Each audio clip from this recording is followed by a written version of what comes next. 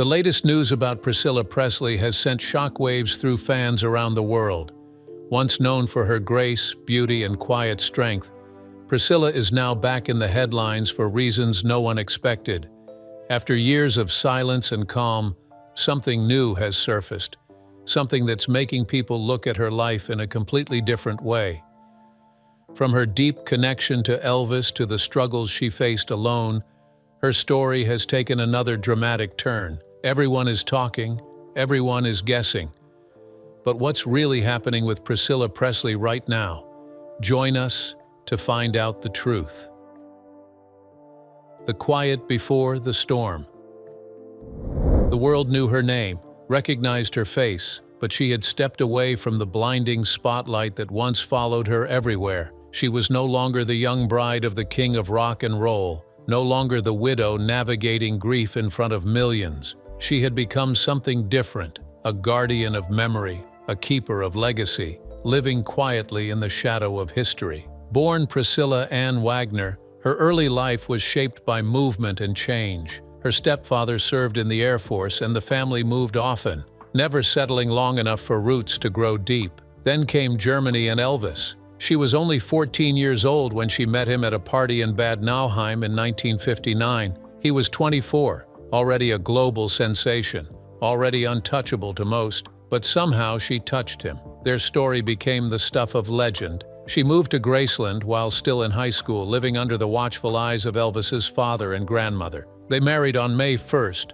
1967, in a private ceremony in Las Vegas that lasted only 8 minutes. 9 months later, their daughter Lisa Marie was born, completing what looked from the outside like a perfect fairy tale. But fairy tales rarely survive reality. The marriage crumbled under the weight of fame, infidelity, and Elvis's spiraling addiction to prescription abuse. They separated in February 1972 and divorced in October 1973. Priscilla walked away with grace, determined to build her own identity beyond being Mrs. Presley. She pursued acting, landing roles in television shows and movies. She became a successful businesswoman, transforming Graceland from a money-draining estate into a profitable museum that drew millions of visitors. She proved to the world that she was more than just Elvis's former wife. Then came August 16, 1977. Elvis passed away at 42 years old, found unresponsive on the bathroom floor of Graceland.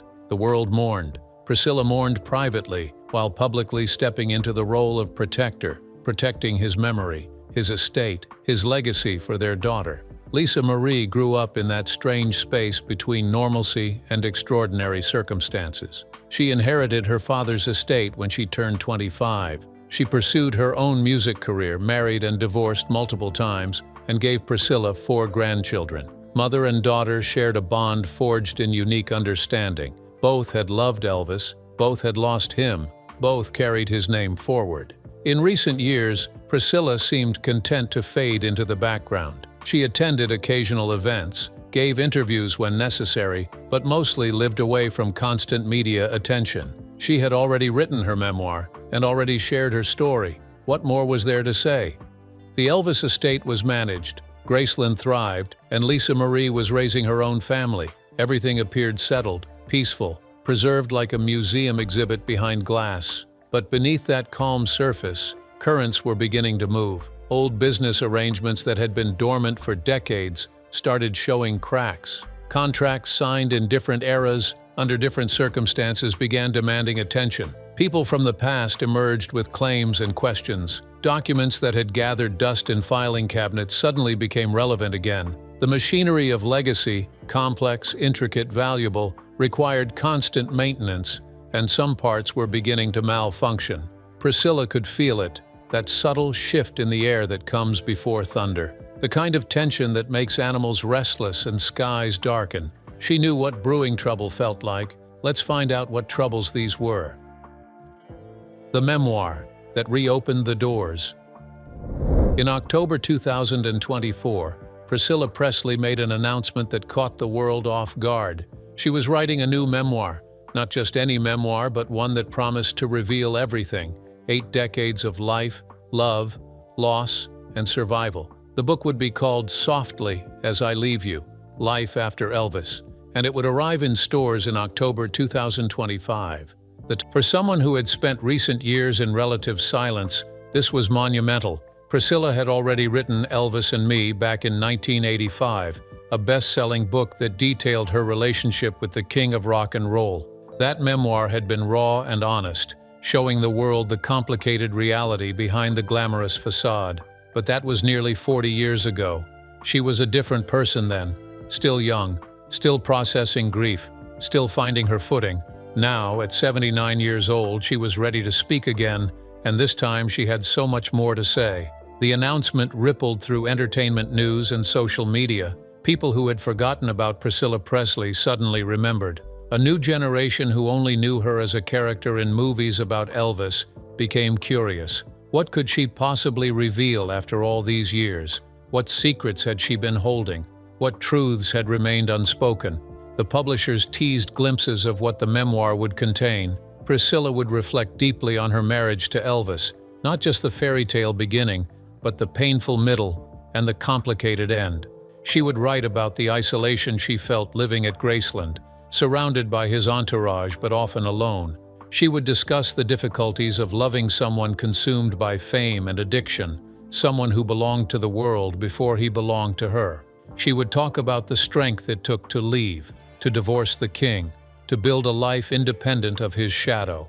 But the memoir would go far beyond Elvis. Priscilla would write about becoming a mother to Lisa Marie, raising a daughter who carried an impossible legacy from birth. She would explore her own reinvention, how she transformed herself from a housewife into a successful actress and businesswoman. She would discuss turning Graceland into a profitable tourist destination, ensuring Elvis's estate remained valuable for their daughter. She would reveal her struggles, her victories, her regrets, and her pride. Most significantly, the memoir would address the devastating loss of Lisa Marie, who passed away suddenly on January 12, 2023, at just 54 years old. Priscilla had lost her only child, and the grief was unimaginable. The world watched as she stood at her daughter's funeral, stone-faced and dignified, holding together while everything inside her shattered. Now she would write about that pain. She would write about being a grandmother to Lisa Marie's children. She would write about continuing when everything felt impossible. A memoir has power. It can reshape how the world sees someone. It can turn villains into victims, victims into survivors, forgotten figures into relevant voices. Priscilla's memoir did exactly that. Suddenly, she was not just Elvis's ex-wife or Lisa Marie's mother. She was a woman with her own story, her own perspective, her own truth to tell. The narrative shifted. Public perception softened. People saw her complexity, her humanity, her resilience, but with that openness came consequences.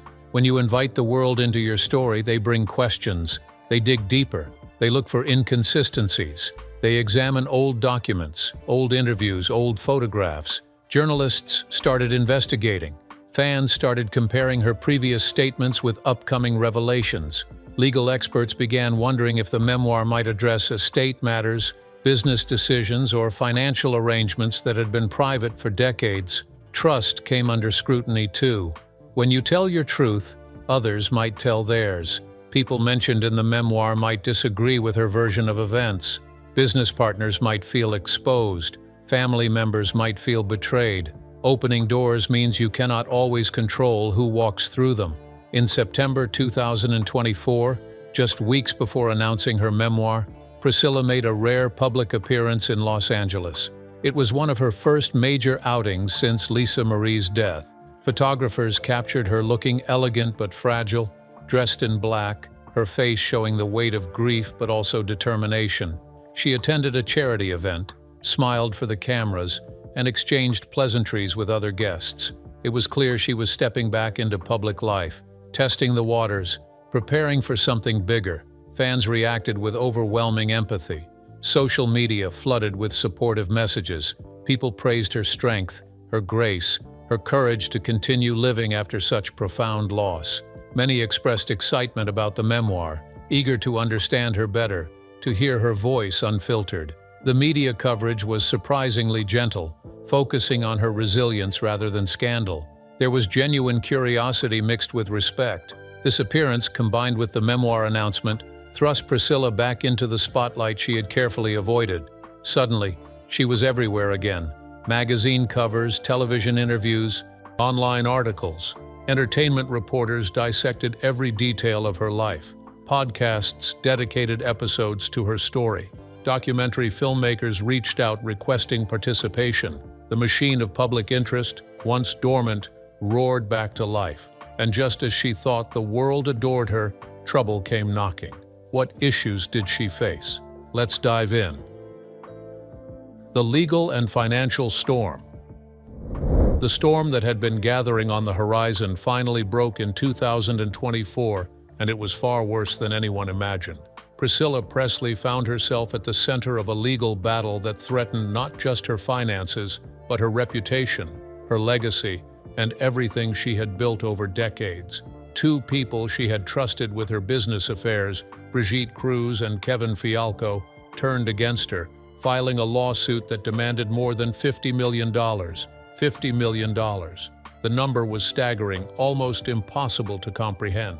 But the accusations were even more shocking. Cruz and Fialco claimed that Priscilla had committed fraud. They alleged she had deliberately hidden previous business deals from them, keeping secrets that affected their partnership. They said she had sold rights to her name and image without telling them, cutting them out of agreements they believed they were entitled to share. According to their lawsuit, Priscilla had used them, relied on their expertise, their connections, their work, and then cast them aside once she no longer needed them. Brigitte Cruz had been particularly close to Priscilla. She had served as a business manager and personal advisor, someone Priscilla supposedly trusted with intimate details of her life and finances. Kevin Fialco had worked alongside Cruz, helping manage various business ventures connected to Priscilla's name and the Presley brand. Together, they claimed to have worked tirelessly to enhance Priscilla's public image, secure profitable deals, and protect her interests. Now they felt betrayed, discarded, and financially damaged. Their lawsuit painted a picture of deception. They claimed Priscilla had signed contracts with other parties while simultaneously working with them, creating conflicts of interest that benefited only her. They alleged she had made promises she never intended to keep, stringing them along while secretly planning to cut them out. The lawsuit suggested a pattern of manipulation, of using people until they were no longer useful. But Priscilla had her own story to tell, and it was vastly different. She fired back with a countersuit that turned the tables completely. She accused Cruz and Fialco of elder abuse, a serious charge that suggested they had taken advantage of her age and vulnerability. According to Priscilla, these were not loyal partners who had been wronged. They were opportunists who had mismanaged her finances, made unauthorized decisions, and exploited their position of trust. Priscilla's legal team argued that Cruz and Fialco had isolated her from other advisors, creating a situation where she depended entirely on them. They claimed the pair had pushed her into deals that benefited them more than her. They alleged financial mismanagement, suggesting money had been spent or allocated without proper authorization or oversight. Most damning, Priscilla's lawyers painted a picture of two people who had preyed on an aging woman during a vulnerable period of her life, especially after the death of her daughter Lisa Marie. The gravity of this situation cannot be overstated. This was not just about money, though $50 million was certainly significant. This was about Priscilla's legacy, everything she had worked for since Elvis passed away in 1977. She had spent decades building credibility as a savvy businesswoman, someone who transformed Graceland into a gold mine and protected the Presley brand. Now that reputation was under attack. People were questioning her judgment, her honesty, her competence. For a woman who had spent her entire adult life defined by her connection to Elvis Presley, this legal battle represented something new. She was no longer just Elvis's widow or Lisa Marie's mother. She was the defendant in a massive fraud case. She was the plaintiff in an elder abuse lawsuit.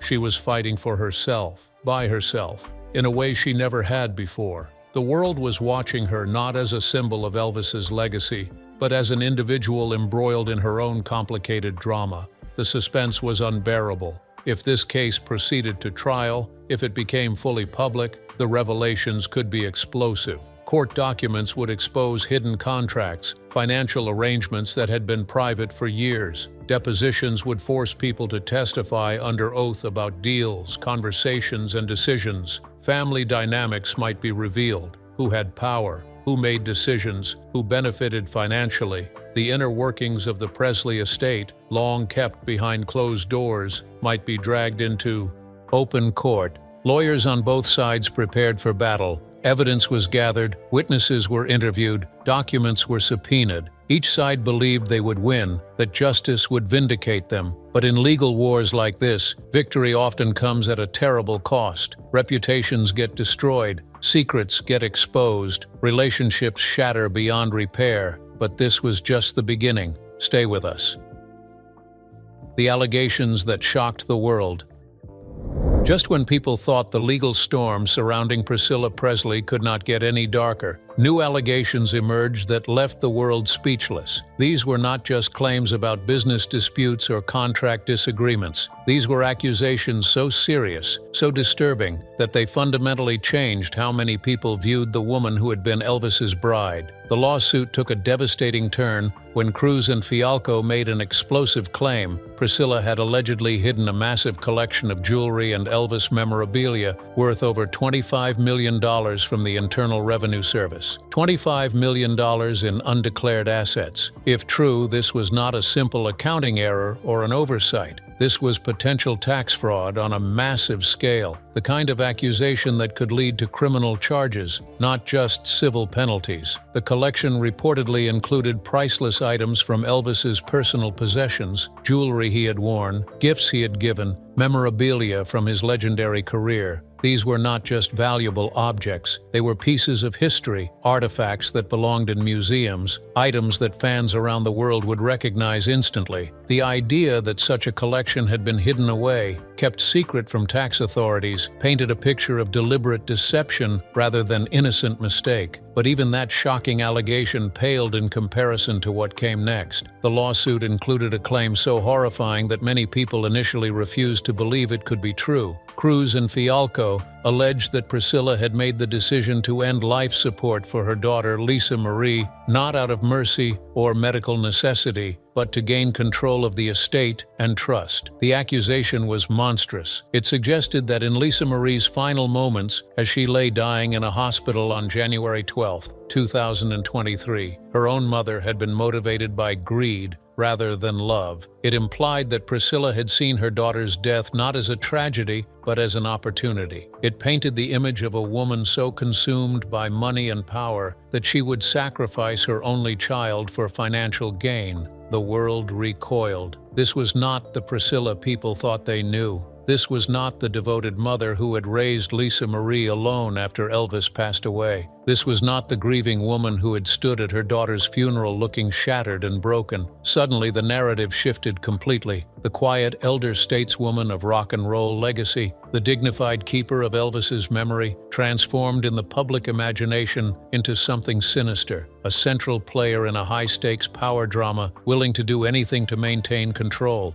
The emotional weight of these allegations was crushing. Consider what Priscilla had endured, losing Elvis at 42 years old, raising a daughter under impossible circumstances, watching that daughter struggle with addiction and failed marriages, and then losing her too, far too young. The grief alone would destroy most people. But now on top of that grief came these accusations. Business warfare mixed with family tragedy. Legal battles fought over the graves of loved ones. Whether the allegations were true or false, they had already done their damage. Doubt had been planted. Questions had been raised. People who had sympathized with Priscilla now wondered if they had been fooled. Media outlets that had praised her resilience now questioned her motives. The Presley legacy, which she had protected so fiercely for decades, was now tarnished by association with these dark claims. The lawsuit documents spread across the internet. People debated on social media. Some defended Priscilla passionately, calling the accusations ridiculous and cruel. Others pointed to the specific details in the legal filings, suggesting that such serious claims would not be made without some evidence. The truth remained uncertain,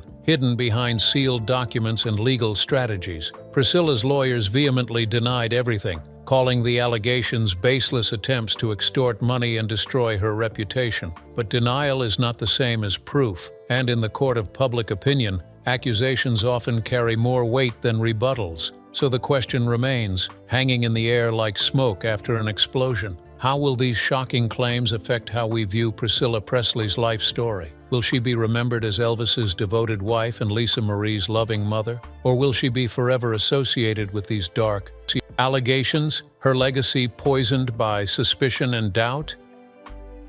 Legacy at stake.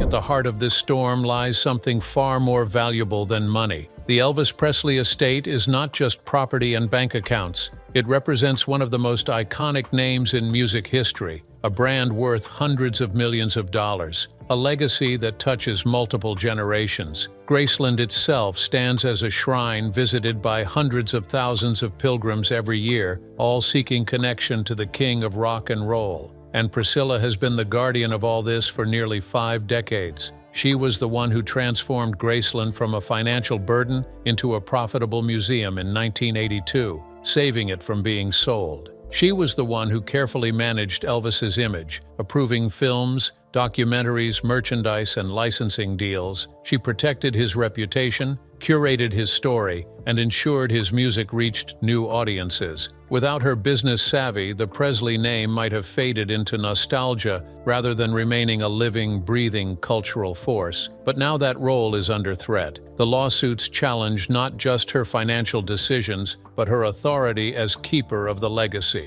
If she loses credibility, who takes control? Who decides how Elvis is remembered? Who manages the trust that was meant for Lisa Marie's children? These legal battles are not merely about past contracts or hidden assets. They are about who owns the narrative, who writes the history, who controls the memory of one of the 20th century's most important cultural figures. Public memory and brand value have converged in the Presley name. Elvis is not just a dead musician. He is an industry, an icon, a symbol of American culture. Every decision about his estate affects how millions of people remember him, and Priscilla has understood this better than anyone. She has walked the delicate line between honoring his artistry and exploiting his commercial potential. She has kept him relevant without reducing him to a caricature. But if she loses ground in these legal fights, the consequences extend beyond financial loss. The story changes. Instead of being remembered as the woman who saved Elvis's legacy, she might be remembered for scandal and accusations. Instead of the devoted guardian, she becomes the controversial figure whose final years were defined by bitter lawsuits and shocking allegations. This is what she is truly fighting for. Not just money, but how history will remember her. Because once the narrative shifts, once the story is told a certain way,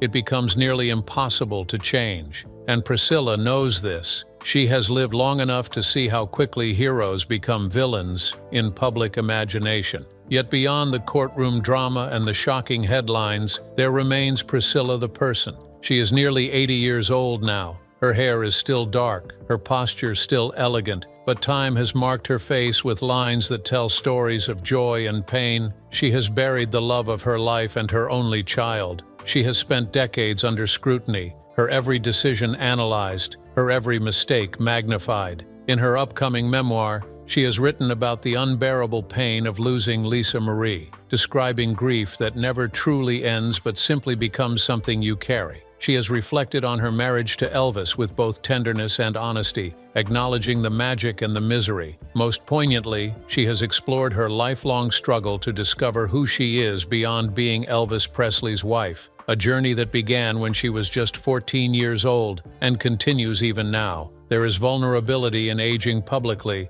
in facing loss while cameras watch, in fighting legal battles when you should be enjoying peace. Most people her age are spending time with grandchildren, tending gardens, enjoying quiet retirement. Priscilla is giving depositions, meeting with lawyers, and reading accusations about herself in newspapers. So what does this mean for her reputation and that of Elvis? Stick around.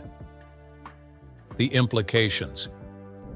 The courtroom doors stand before Priscilla Presley like the entrance to an unknown world. Behind those doors wait decisions that will shape everything: her reputation, her finances, her place in history. The lawsuits with Brigitte Cruz and Kevin Fialco have not yet reached their conclusion. They hang in the air like a sword suspended by a thread, ready to fall at any moment. Will these cases go to trial, exposing every detail to public scrutiny? Or will they settle quietly behind closed doors, with terms that remain forever sealed? Nobody knows, not even Priscilla herself. If the cases go to trial, the spectacle will be enormous. Courtrooms will be filled with reporters. Cameras will wait outside. Every day of testimony will become headline news. Lawyers will present evidence, call witnesses, cross-examine under oath. Documents that have been hidden for decades will be entered into public record. Financial statements, contracts, emails, text messages, all of it could become accessible to anyone with an internet connection.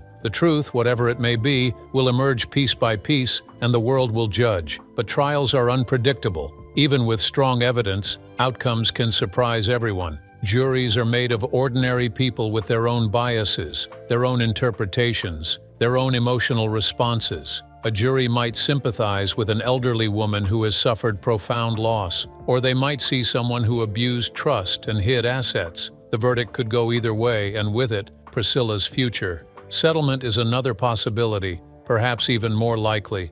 Most lawsuits never reach trial. Parties negotiate, compromise, and agree to terms that avoid the risk and exposure of court. Priscilla might pay a substantial sum to make the accusations go away, even if she believes them false. Sometimes silence costs less than truth. A settlement would end the legal drama, but might leave questions forever unanswered. People would speculate endlessly about what really happened, what secrets were buried in the agreement, who was truly guilty or innocent. Then there is the memoir that arrived in October 2025. This book could change everything. If Priscilla writes with raw honesty, if she addresses the accusations directly, if she shares her truth compellingly, public opinion could shift dramatically in her favor. People might see her not as a villain in a scandal, but as a survivor of exploitation and grief. They might understand her decisions, forgive her mistakes, and embrace her humanity.